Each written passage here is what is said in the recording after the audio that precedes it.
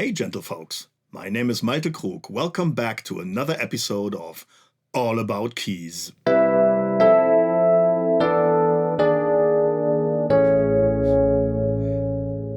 In the Keyboard Magazin issue from this month, exactly 40 years ago, they published a test of a real behemoth of a rack unit.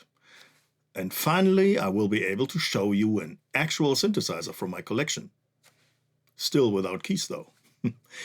And this synthesizer is still one of my favorites to date.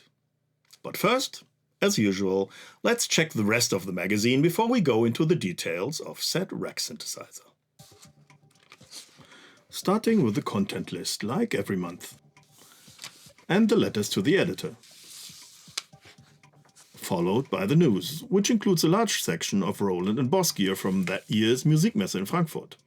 In the times before the internet, this messe used to be big and could be compared to the NAMM show, if you never heard of it. And as far as I can see, I will feature some of these units in upcoming videos. On this page, the equivalent load from Yamaha. The DX5, a smaller brother of the DX1 with mostly the same features, but some displays are missing and no wooden keyboard with polyphonic aftertouch. And the KX88 MIDI master keyboard, which holds my favorite weighted action keyboard. I might have mentioned that before. Here's an interview with Klaus Schulz, another pioneer in electronic music from Germany. These photos show some of his gear. Fairlight CMI, Minimoog and a PPG Wave. And from this angle you can see an EMS Synth-A. Compared to Klaus Schulze, Michael Cretu drifts more into the pop side of music. He produced a lot of artists which were popular in the day, especially in Germany. More about the history and technology of acoustic pianos and some tips on how to maintain them, including to hire a suitable piano technician regularly to keep the instrument in tune and working. Good for me. In the Klassiker series, meaning the classics, they feature companies, not instruments. In this case, ARP. Let's see if I can blow up this nice photo of an ARP 2500 a bit. Part 2 of this next month. This month's giveaway for new subscribers or people who send in the attached postcard with suggestions about how to better the magazine, it's a Akai SX240. It's a nice Italian 8-voice analog synthesizer I only tripped over once about 25 years ago and didn't buy it then. Bummer. Here come two technology features. The first one about FM synthesis. Basically it goes a bit more into detail about what I showed in my recent video. Check it out here. They go deeper into theory and formulas than I did though. The other one is about PD, phase distortion synthesis, which gets used in the Casio CZ synthesizers. I will show this synthesis when I will give the later synth model Casio VZ1 a video. In between there's a manual and a plan for a circuit board to build a MIDI interface for the 8-bit computers of the time, like the Commodore 64. I never tried to build this because I never owned a C64. This unit might look weird nowadays, thinking of recording completely in the box, but Akai offered a compelling recording package for home, semi-pro studios and radio stations. The MG1212 is a 12-channel mixer 12-track recorder combination. It's recording to analog tape using special cassettes. They are a bit smaller than VHS tapes, if you remember those. Although priced at about $6,000 of $1985, it even then seemed to be a nice recording package, which needed no cables other than inputs and outputs, and even sported a 10-address autolocator and a synchronizer. Akai later offered the MG1214 as a successor and also issued the tape machine as a standalone unit at the same time. The Korg DW6000 is the smaller of the hybrid digital analog DW family of synthesizers they produced before they overran the market with the M1 in 1988. The DWs offered so-called DWGS, Digital Waveform Generator System. It contained some complex digital waveforms that got made with additive synthesis and then digitized as a source of sounds. Their spectrum is based on real instruments, but they are only one period long. These then get fed through analog filters with the usual envelopes and amps. There's a built-in chorus as well, like in the Poly 800. Unfortunately, it doesn't have a velocity-sensitive keyboard. For that you had to wait for the bigger brother, the DW8000, which came out a little later. With this digital analog concept, these synthesizers are similar to other hybrid synths like the Kawai K3 or the Ensoniq ESQ1. Then we got more Soundbörse, sounds that got sent in by readers for various synthesizers. The already known workshop series about MIDI software for the C64, fitting the earlier mentioned DIY MIDI interface, including software listings to type off.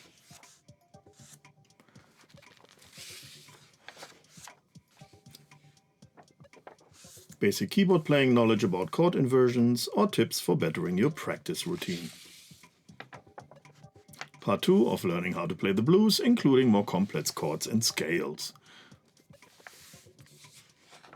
More home recording basics, this time with thoughts and advice about speakers and headphones. Drum computer programming with Samba Part 2, which includes percussion instruments in addition to last month's rhythms. And a workshop about the drawbars of an organ, the basic concept and 2 sound examples. And now, finally for this month's featured hardware unit, the Yamaha TX816. The heftiest broadside of FM sounds you could get in the day. At the age of 19, this was complete unobtainium for me. It is basically 8 full DX7s side by side in a rack. As you can see, it's a massive block with not a lot happening in the front. Yamaha managed to shrink the DX7's innards down to this and put it into a rack frame together with 7 brothers. The power supply unit has always been underdimensioned, so do yourself a favor and exchange this brick in your TX816 with a modern substitute. Aspen Croft made a video about this problem, which gave me the idea of the exact type you would need. Check it out here after this video. Okay, let's see what we can do. Not a lot, obviously, because there's not a lot of display or not a lot of buttons. It's not possible to alter sounds on the unit itself. You would need a DX7 or an edit software on a computer. Only a few functions can be fiddled with on the front itself, like the memory protect here, or switching MIDI modes like Omni mode on and off, and MIDI channel here, for example.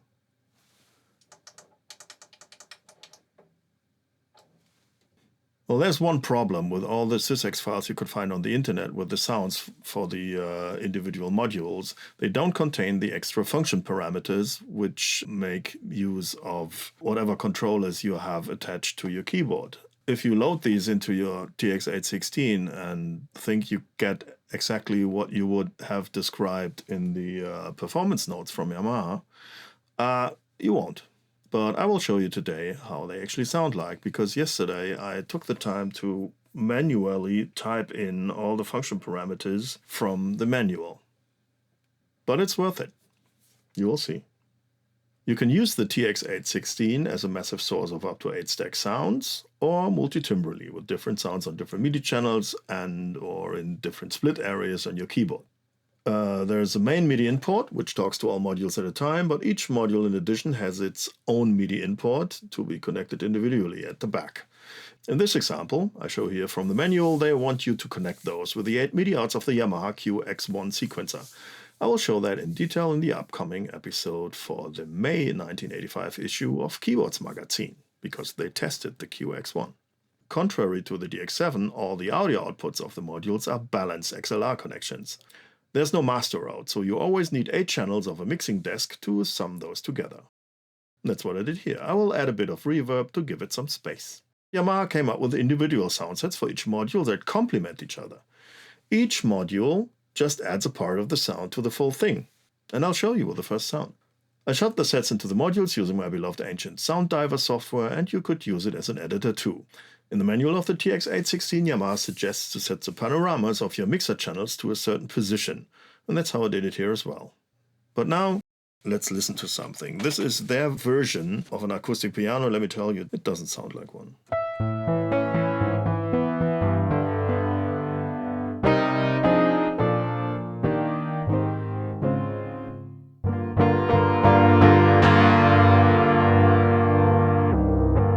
Exactly, pitch shift we wouldn't need. But this is a good example to show what the modules are actually doing. So now we're only listening to the first one, which together with the second one gives us a stereo bass. same with module 3 and 4. Together.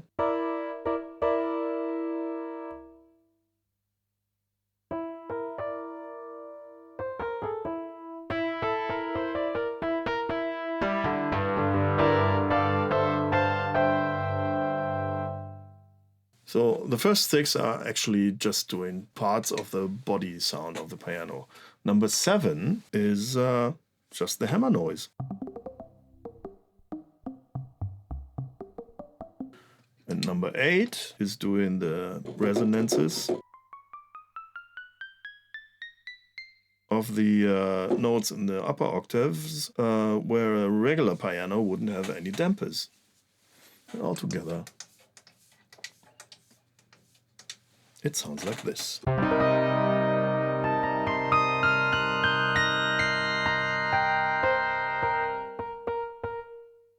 Well, that's what they thought they could come up with 40 years ago to imitate an acoustic piano, the holy grail.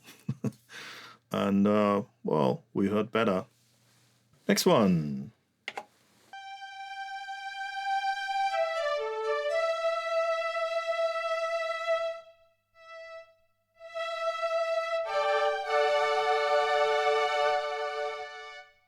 So we have a string ensemble. That is supposed to be a solo violin,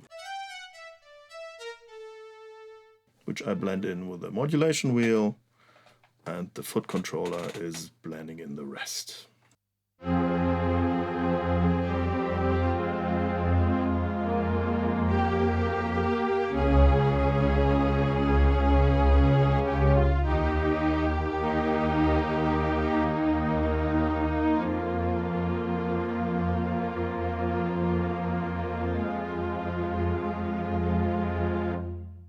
Okay, number 3.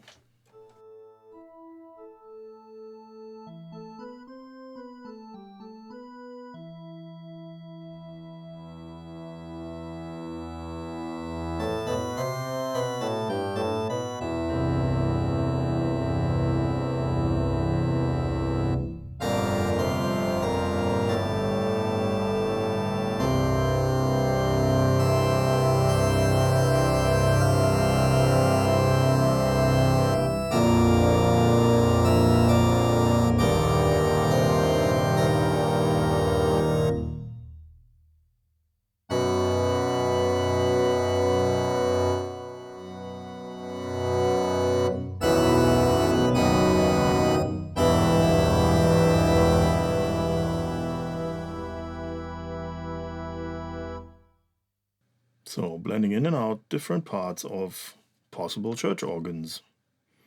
I heard worse samples actually. Not that I'm using that sound that much, but it's cool. For the next sound, a choir, I would use the breath controller, because that blends in another voice. Modulation wheel for the female vocals, foot controller for the male vocals, and this will add something else.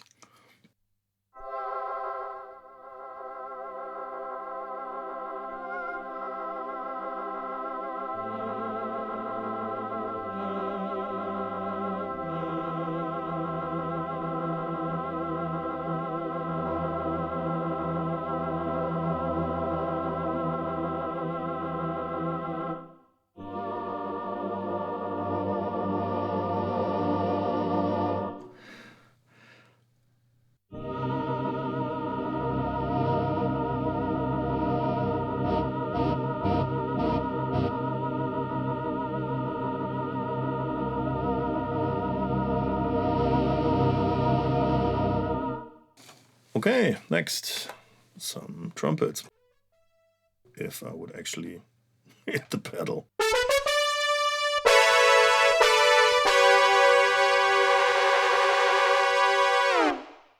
Yeah, the pitch bend doesn't actually sound very natural.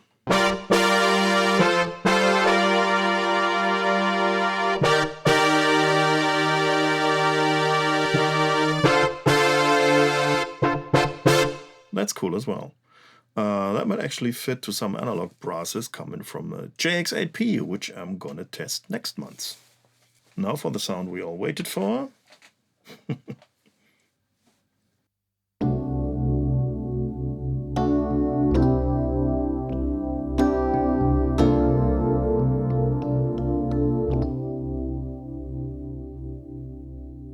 But when I hit the foot pedal, we are adding these two modules.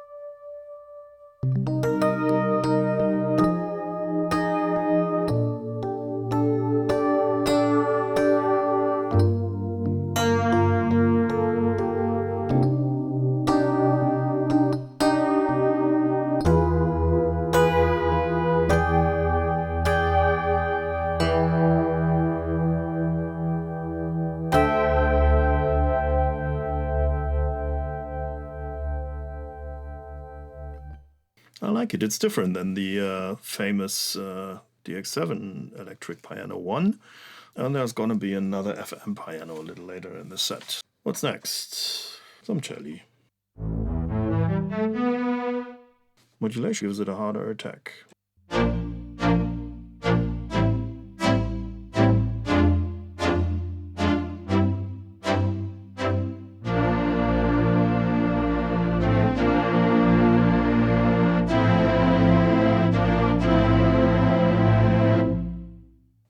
Not too bad.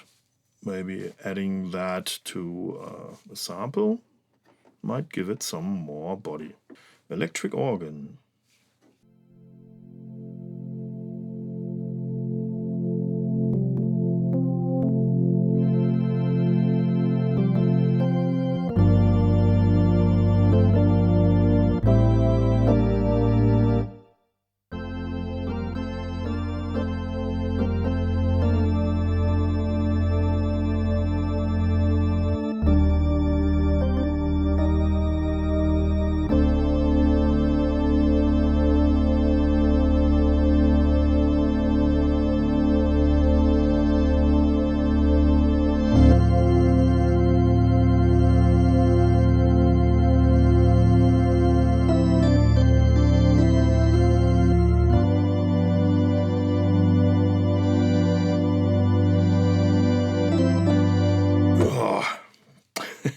So the breath control is adding some glassy overtones, but it's not feeling very natural to actually blow into this while playing an organ sound.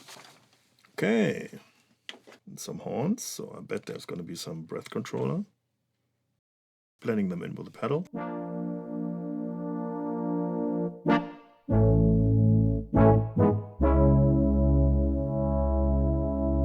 Most famous horns.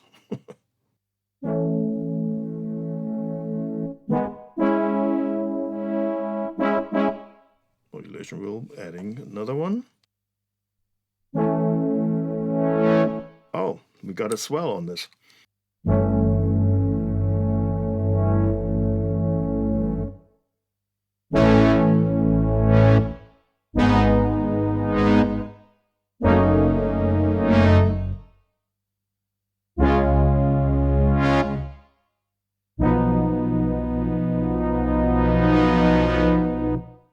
Now for the first synthesizer sound.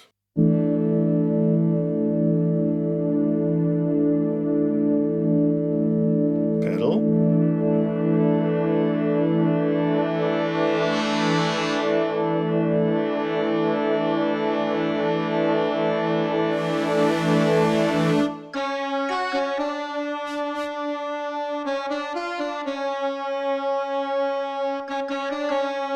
Modulation wheel adds this click.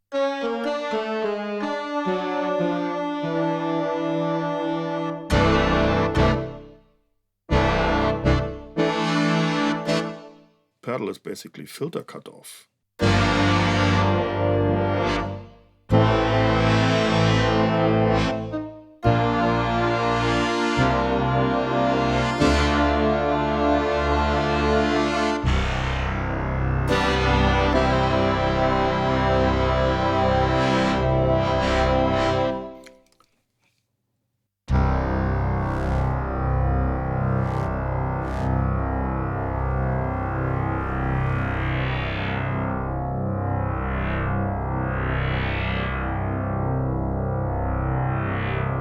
my foot doing that.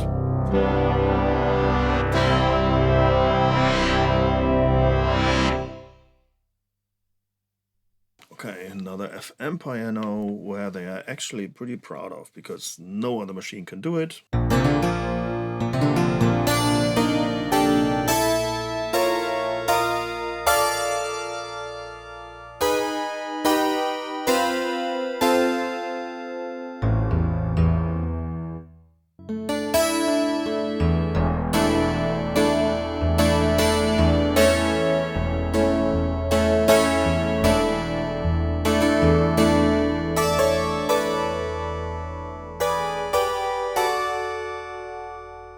Very dynamic.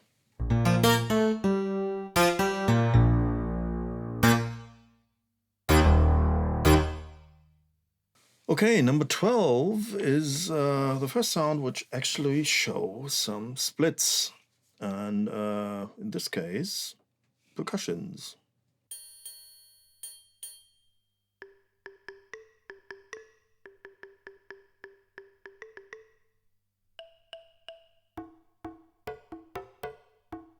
All the metallic and clicky stuff sounds very good. Well, it doesn't.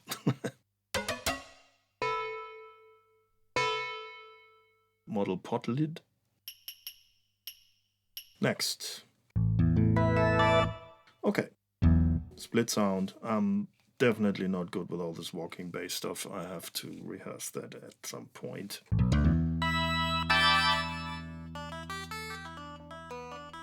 Next.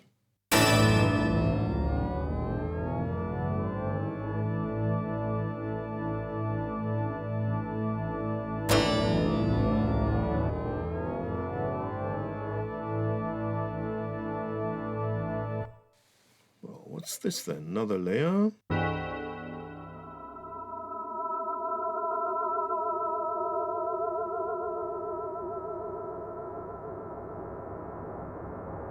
Us being on Forbidden Planet? What's happening when I'm using the... Whoa.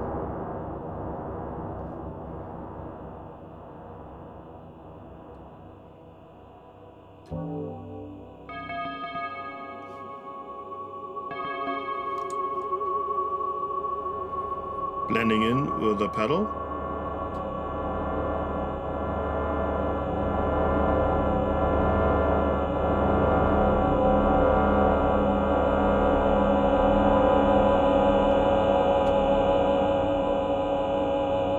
These vocals.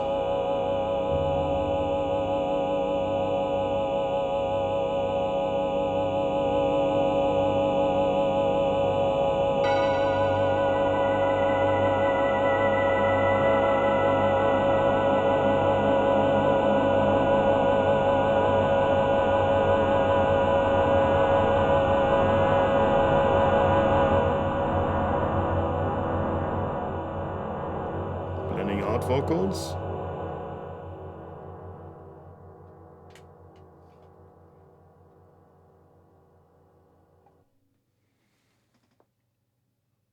Sorry for the harsh ending, but just released the sustain pedal. That was nice. I like it. The next one they call Falling Stars.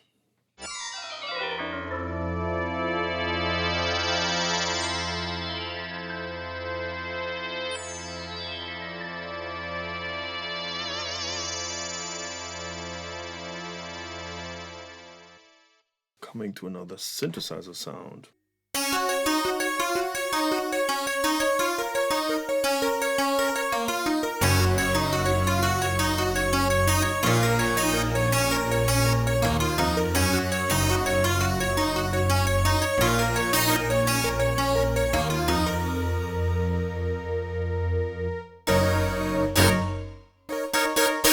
Nice and dynamic.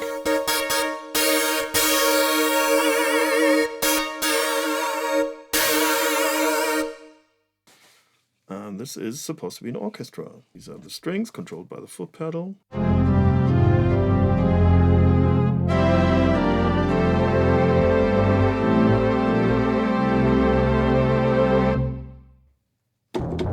Some timpani blended in with modulation wheel, and I think brasses will come from the breath controller.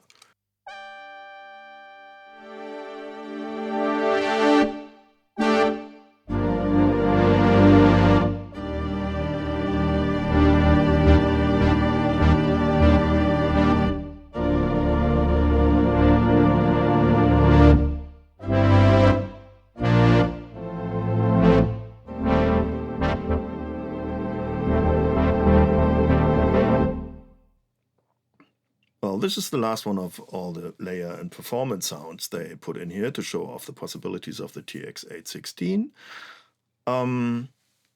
Sounds 24 to 32 are in here to be used with the individual MIDIs connected to the outputs of a QX1 MIDI sequencer. And I'm going to show that unit together with the TX816 in a later issue of the Keyboards magazine when the QX1 got tested. I think it was in May. But let's see what this is. The wheel is blending in strings. And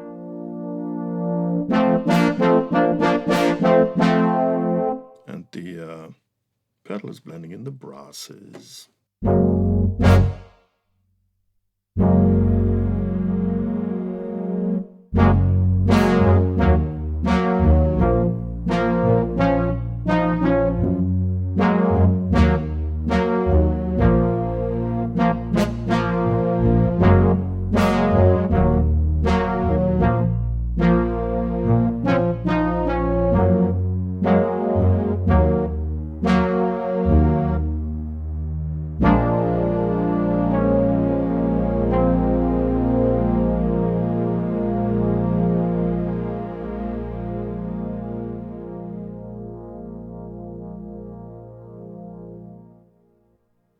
The TX816 is one of my favorite FM synthesizers so far, although it lets you jump through some hoops to get what you want.